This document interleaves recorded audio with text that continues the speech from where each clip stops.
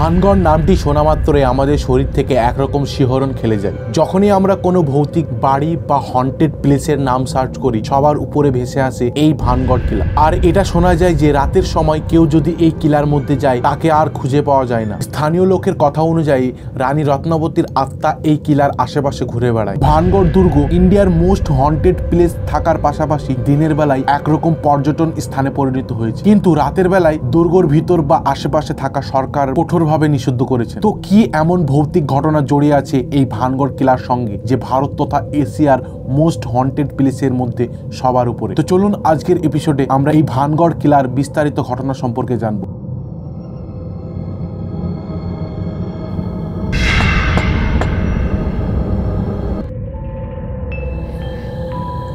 India's most haunted place board यहाँ पर लगा हुआ है इसके बाद इसमें लिखा है स्मारक उद्यान सूर्योदय से सूर्यास्त तक खुले हैं, यानी कि सूर्यास्त के बाद यहाँ प्रवेश नहीं किया जा सकता। आसपास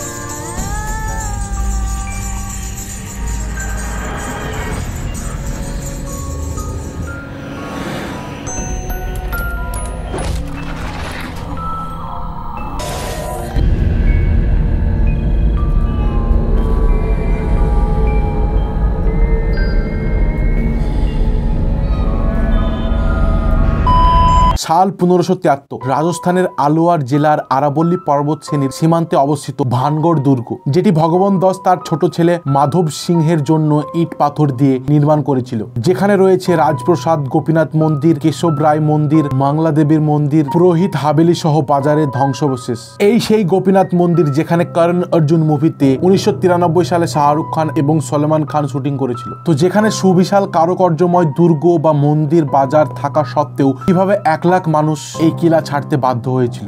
They're really sort of waking up now the people are gone. It's super dark.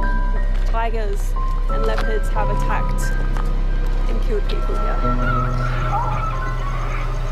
I actually feel a bit sick. I need to get out of here.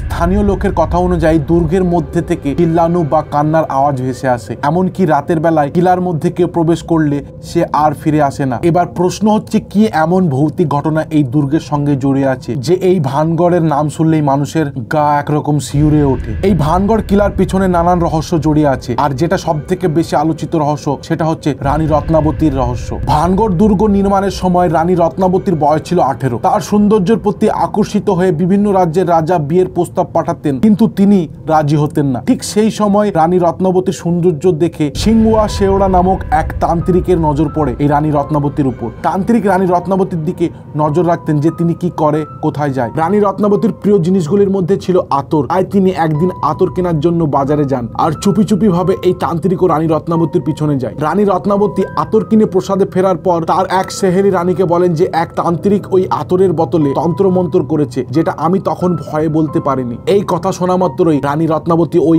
আতরের বোতলটি একটি সুবিশাল বড় পাথরের গায়ে ছুঁড়ে মারে। তারপর সেই পাথরটি গড়িয়ে গিয়ে পিছুনিয়া সেই তান্ত্রিকের উপর গিয়ে পড়ে, কারণ সেই আতরের বোতলে তান্ত্রিক জাদু করেছিল যে ওই আতর মাখা মাত্রই রানী রত্নাবতী তার কাছে ছুটে চলে আসবে। তাই তার জাদু মতে পাথরটি তান্ত্রিকের উপর গিয়ে পড়ে এবং মারা যায়। কিন্তু তান্ত্রিক মরার আগে একটি শ্রাপ দিয়ে যায় যে রানী রত্নাবতী সহ ভানগড় দুর্গে বসবাসকারী সকলের অপঘাতে মৃত্যু হবে, আর রানী রত্নাবতীর আত্মা এই দুর্গের মধ্যে ঘুরে বেড়াবে। এই ঘটনার কিছুদিন পর ভানগড় ও পার্শ্ববর্তী সাম্রাজ্য আজবগড়ের মধ্যে একটি যুদ্ধ হয়, আর আজবগড়ের সৈন্যবাহিনী শক্তিশালী থাকার কারণে রানী রত্নাবতী সহ সকল ভানগড় দুর্গবাসীর মৃত্যু হয়। এই যুদ্ধের পর থেকেই ভানগড় দুর্গ এক প্রকার অভিশপ্ত দুর্গে পরিণত হয়, যেখানে নাকি ভানগড় দুর্গের সকল মৃত্যুবাসীর আত্মা এখনো ঘুরে বেড়ায়, যার কারণে দুর্গের আশেপাশে থাকা 1 লাখ মানুষ তাদের বাসস্থান ছেড়ে অন্য স্থানে চলে যায়। আর এই ভানগড় কিলার ভৌতিক রহস্য জানতে ক্রেজি XYZ নামে একটি ইউটিউব চ্যানেল এর উপর এক্সপেরিমেন্ট করে। তো চলেন সেই এক্সপেরিমেন্ট ভিডিওর কিছু রহস্য আমরা দেখি। लेकिन गाइस जो दूसरा कैमरा है उसके साथ ऐसी चीजें हुई जो कि नहीं होनी चाहिए थी गाइस। आप ये आवाज सुनो।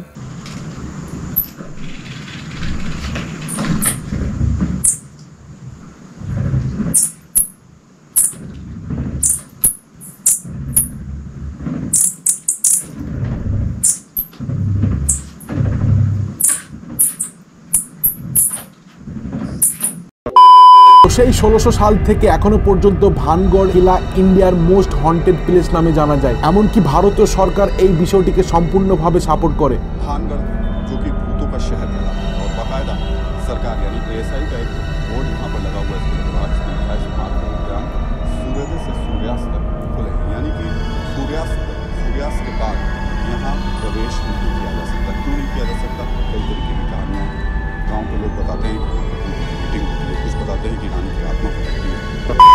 তো বন্ধুরা, ভানগড় কিলার রহস্যটা কতটা সত্য বলে মনে হয় সেটা অবশ্য কমেন্ট বক্সে জানাবেন।